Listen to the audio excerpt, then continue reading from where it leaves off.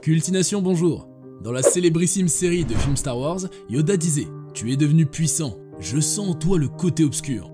Cette citation exprime des sentiments qui reflètent l'éternelle bataille entre le bien et le mal qui fait rage depuis des temps immémoriaux. T'inquiète, nous ne sommes pas là pour faire de la philosophie. Tu vas plutôt découvrir dans cette vidéo l'histoire d'un individu dont le côté sombre a pris le pas sur la personnalité et donc sur la société qui l'entourait. Dr Henry Howard Holmes, comme on l'appelait et qu'on qualifiera de l'archidémon de l'époque, ou encore du plus grand criminel de son siècle. Comme le savent tous les abonnés de cette chaîne Cultination, nos vidéos ne font que transmettre des informations tirées de sources que nous laissons dans la description. Commençons. L'archidémon de l'époque, le Dr Holmes. L'histoire des États-Unis a connu de nombreux cas de tueurs en série inhumains au cours de plusieurs siècles. De nombreux cas retentissants ont fait frémir tout le monde d'horreur et surtout de compassion pour les victimes, mais aussi de mépris et de haine envers les criminels. On dirait qu'il y a de quoi. Cependant, le tout premier tueur en série découvert et accusé aux États-Unis était un impitoyable sadique qui a commis des crimes successifs. Oui, nous avons déjà évoqué son nom au début. Il s'agit du tristement célèbre Henry Howard Holmes. Le nombre de ses victimes n'est toujours pas connu, car les restes sont difficilement identifiables. Holmes était une terreur pour ceux qui étaient emprisonnés dans le château qu'il avait construit avec l'argent de ses premières victimes.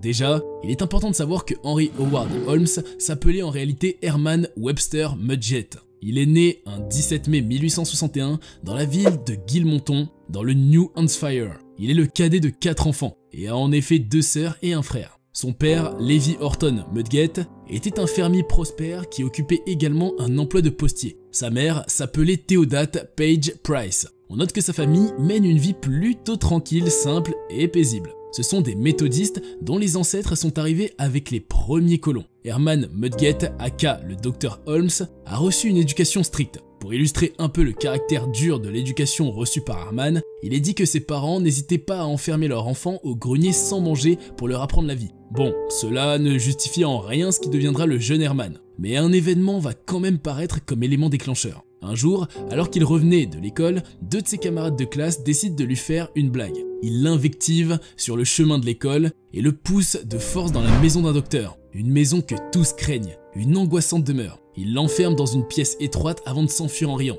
Seul dans le noir, Herman est pétrifié et ressent une peur atroce monter. Il y avait dans la pièce un squelette articulé dont les bras allongés semblent vouloir l'enserrer, de quoi lui faire encore plus peur. Mais les heures s'égrénant, la peur commençait à se dissiper. Une sorte d'exaltation prend le pas sur la terreur. L'obscurité et le squelette commençaient à le fasciner. Soudain, la porte s'ouvre et la lumière entre. C'était le médecin même. Surpris et sans réfléchir, Herman détale. Cet événement restera gravé dans sa mémoire. La colère qu'il ressent alors, il va la retourner contre les petits animaux qu'il torture avant de parvenir à finalement se calmer. Il a ainsi développé une obsession pour la mort. C'est possiblement cet intérêt qui l'a poussé à s'orienter vers la médecine. En effet, après avoir obtenu son diplôme de fin d'études secondaires à l'âge de 16 ans, Mudgett a changé son nom en Henry Howard Holmes, qui sera plus tard connu sous le nom de H.H. Holmes. Il a étudié la médecine dans une petite école du Vermont avant d'être accepté à l'école de médecine de l'université du Michigan. Pendant ses études de médecine, Holmes a volé des cadavres dans le laboratoire, les a brûlés ou défigurés, puis a planté les corps en faisant croire qu'ils avaient été tués dans un accident. Le scandale était que Holmes souscrivait des polices d'assurance sur ces personnes avant de placer les corps et encaisser l'argent une fois les corps découverts. En 1884, Holmes passe ses examens médicaux et en 1885 s'installe à Chicago où il travaille dans une pharmacie sous le nom de Dr Henry Holmes. Lorsque le propriétaire de la pharmacie décède, celui-ci laisse à sa femme le soin de reprendre les rênes du magasin. La veuve disparut bientôt et ne fut jamais revue. Holmes prétendit qu'elle avait déménagé en Californie, mais cela n'a jamais pu être vérifié. Bon, enfin, tu te doutes bien de ce qui se serait passé. Il l'a tuée et il s'agirait du premier meurtre d'une longue série. Construction de son théâtre des horreurs. Après être devenu propriétaire de la pharmacie, Holmes achète un terrain vague de l'autre côté de la rue. Il est conçu et construit un hôtel de 3 étages que le quartier appelle le Castle, en français le château. Pendant la construction en 1889, Holmes a embauché et licencié plusieurs équipes de construction afin que personne ne puisse se faire une idée précise de ce qu'il était en train de faire. Il était en train de concevoir un château du meurtre. Une fois la construction achevée, Holmes fait paraître dans les journaux des annonces proposant des emplois à des jeunes femmes et fait de la publicité pour le château en tant que lieu d'hébergement. Il fait également paraître des annonces dans lesquelles il se présente comme un homme riche à la recherche d'une épouse. En réalité, la fin de la construction de son château coïncidait avec la Chicago l'Exposition universelle de la ville blanche appelée World's Columbian Exposition, qui était un événement culturel et social destiné à célébrer le 400e anniversaire de la découverte de l'Amérique par Christophe Colomb. C'était en même temps une foire qui se déroulait de mai à octobre et qui attirait des millions de personnes du monde entier. Lorsque Holmes a appris que l'exposition universelle allait se tenir à Chicago, il y a vu une opportunité. Il savait que de nombreux visiteurs cherchaient à se loger à proximité de l'exposition. C'est cela qui l'a motivé à construire l'hôtel en un temps record. Personne ne s'attendait à ce que l'hôtel devienne le lieu de dernier séjour d'un si grand nombre de personnes. Une femme au nom de Julia Conner, son mari et sa fille de 8 ans, arrive à Chicago à la recherche d'un emploi et se présente chez H.H. Holmes pour postuler. Il les a embauchés et les a aidés à rester à Chicago. Tous les employés, clients de l'hôtel, fiancés et épouses de Holmes devaient souscrire une police d'assurance vie. Holmes payait les primes à condition qu'ils soient désignés comme bénéficiaires. La plupart de ses fiancés et de ses épouses disparaissaient soudainement, tout comme un grand nombre de ses employés comme Julia et sa petite famille, ainsi que de nombreux clients. Les habitants du quartier finirent par raconter qu'ils avaient vu de nombreuses femmes entrer au château, mais qu'ils ne les voyaient jamais en sortir. Il faut noter que Holmes possédait un pouvoir important sur les femmes, étant capable de les charmer et de les amener à lui faire confiance. C'était un homme beau, chaleureux, manifestement riche, et de surcroît, il vivait à Chicago, la plus redoutée et la plus magnétique des villes à l'époque. De nombreuses visiteuses de la foire sont devenues les maîtresses de Holmes grâce à son charme et à son pouvoir de manipulation des femmes. Une héritière texane, Minnie Williams, vint vivre avec Holmes, suivie de l'arrivée de sa sœur en 1893. La sœur de Minnie, Anne, disparaît d'abord, puis Minnie elle-même. Holmes explique aux personnes qui recherchent ces femmes qu'elles sont parties ou qu'elles sont allées rendre visite à leurs proches. C'était un homme maléfique, intelligent et prévoyant, obsédé par l'argent, qui tuait d'abord pour s'enrichir. Mais il faut aussi croire que c'était à la fois pour s'enrichir et pour le plaisir. Le château de Holmes, le trou noir. Le château de Holmes comprenait des chambres insonorisées avec des judas, des murs recouverts d'amiante, des tuyaux de gaz, des murs coulissants et des bouches d'aération que Holmes contrôlait depuis une autre pièce. De nombreuses pièces avaient des plafonds bas et des trappes dans le sol, avec des échelles menant à des pièces plus petites en dessous. Le bâtiment comportait des passages secrets, des faux planchers, des salles équipées d'appareils de torture et une salle d'opération spécialement équipée. Il y avait également des goulottes graissées qui se déversaient dans une cave à 2 niveaux dans laquelle Holmes avait installé une grande chaudière. Il y avait même une chambre recouverte d'amiante avec des tuyaux de gaz et des preuves que quelque chose avait été brûlé à l'intérieur. On pense que Holmes plaçait les victimes qu'il choisissait dans ces chambres spéciales dans lesquelles il injectait un gaz mortel contrôlé depuis sa propre chambre à coucher et qu'il les regardait ensuite réagir. Apparemment, il tirait un plaisir diabolique de cette activité. Parfois, il allumait le gaz pour les incinérer ou les placer sur un lit allongé avec des sangles pour voir jusqu'où le corps humain pouvait être étiré. Une fois l'opération terminée, il ferait glisser les cadavres le long des goulottes jusqu'à sa cave où les attendaient des cuves d'acide et d'autres produits chimiques. Les enquêteurs découvriront plusieurs squelettes complets et de nombreux fragments d'os incinérés dans le château de Chicago, dans le bassin d'un adolescent de 14 ans. Il y avait également un nœud coulant taché de sang et une chambre forte remplie de chaux vives. Malgré tout cela, et malgré le fait qu'il s'agissait bien de son hôtel, Holmes voulait faire croire qu'il n'a rien à voir avec les meurtres. Selon lui en effet, ces personnes s'étaient suicidées ou avaient été tuées par quelqu'un d'autre. Les journaux décrivaient l'hôtel comme la maison des horreurs. Le Chicago Tribune était allé même jusqu'à le nommer « Le château était un tombeau ». La fraude qui ne passe pas inaperçue. Une fois l'exposition universelle terminée, l'économie de Chicago est en plein marasme, à son plus bas. Holmes abandonne donc le château et se concentre à nouveau sur les escroqueries avec l'assurance, commettant au passage des meurtres au hasard. Il parcourut les États-Unis pour commettre des fraudes à l'assurance avec son complice Benjamin Pietzel. Ah oui, nous n'avons pas encore parlé de Benjamin Pietzel, le grand complice pour les fraudes à l'assurance de Holmes.